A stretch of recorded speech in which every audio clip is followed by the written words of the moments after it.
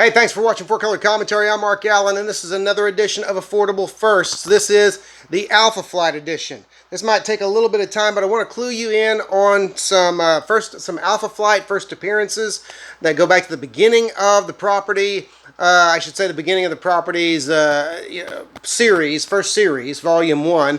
Not all the way back to the X-Men beginning of the property, but I want to note some significant first appearances in the lore of Alpha Flight, which Alpha Flight, now having had more than one series in Marvel, is a very well established comic book property, and it's only a matter of time, I believe, until we start seeing some of these characters in the either the Marvel Cinematic Universe or in some way put out there on Disney Plus or what have you. I want to start first of all with kind of this as a character that you may not know, may not recognize or remember right off the bat. But this is from Alpha Flight number 7. Okay, of course, by John Byrne, published in 1984. Alpha Flight number 7. This is the first appearance of Delphine Courtney. Delphine, I can't remember. Delphine Courtney, the girl with the chop bang haircut there on your left. She is. This is her first appearance in this. I guess that would be on your right. I'm sorry. Anyway, her first appearance. She figured largely in, without saying too much about it. She figured largely in the death of Vindicator. A Vindicator in later issues. So I don't want to give too much away about that, about the nature of Delphine Courtney or anything like that. But this is her first appearance in Alpha Flight number 7. All right, and then I want to move on to Alpha Flight number 11. Kind of a neat black cover there, with a mysterious group in the background, Vindicator in the foreground, and to save the life of the woman he loves, he must face them. Okay, them. Well, who are they? Who are them? Okay.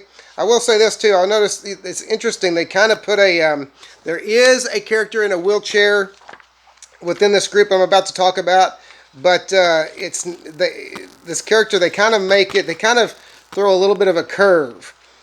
In that they try to make, I think they try to make it look a little bit Professor X-like there, to make maybe the readers think that there's going to be some connection to the X-Men. I don't know. It just seems kind of strange. But the group that is being talked about here, that is being introduced here, is, and if I can get to that last page, which is proving difficult, okay, is right here, is Omega Flight, okay? Now, we'll get here in a moment to the first appearance that I'm talking about here. This is Omega Flight. This is the backup team, if you will, to Alpha Flight. There's Alpha Flight, Omega Flight, and then there was the trainees, Gamma Flight, okay? But here you see the characters Diamond Lil, Wild Child, Box, BOX Box, Flashback, the two guys in the black and white costumes, and Smart Alec, the guy in the big orange helmet, purple and orange costume there. And so that's Omega Flight right there. Now, that was their first real, first appearance, last panel appearance. It's 2 stories in this issue. The reason why, and yet see on the cover again, there's the wheelchair guy there. I'm not sure why that was done, except that I will tell you that I think it's Roger Box, who is the guy in the armor, cybernetically controlling the armor of Box, is in a wheelchair, but he's a rather portly man, and he has no legs. And so, this is a guy. This doesn't really look like a silhouette of a portly man in a wheelchair. So anyway, I'm picking nits there, I realize. But anyway, first appearance. I'm going to call this the first appearance of Gamma Flight, even though, and we'll go to issue 1, very first issue of Alpha Flight, Volume 1, number 1, and on just like the second or third page here. Let me find it. As Hudson is going through some, James Hudson is going through some thinking about what's going on, the history of Alpha Flight and Omega Flight and all of that. On this third page, I believe it is, you have a picture right here of Omega Flight, which includes Puck and Marina. There's Box, there's Flashback, but it doesn't name any of them. There's Diamond Lil, I believe. This here is Madison Jeffries, and we'll get to him in a moment. Okay, so you have some first appearances there. You do also have Wild Child, but they don't name any of them. They're not only just one panel appearances, but they're small, very small panel appearances. Some, no doubt, would consider that a first appearance. Okay, and Alpha Flight #1 is still rather affordable. You can get a nice copy for around $10. You can pay more, maybe less, depending on how many comic book sites you haunt out there. So, picking up again on Beta Flight, Omega Flight, I'm sorry, Omega Flight, you have, when it picks the story back up, where are we? Okay, here we go. Picks back up here in the middle of issue 12 as they're starting to lock up with Omega Flight.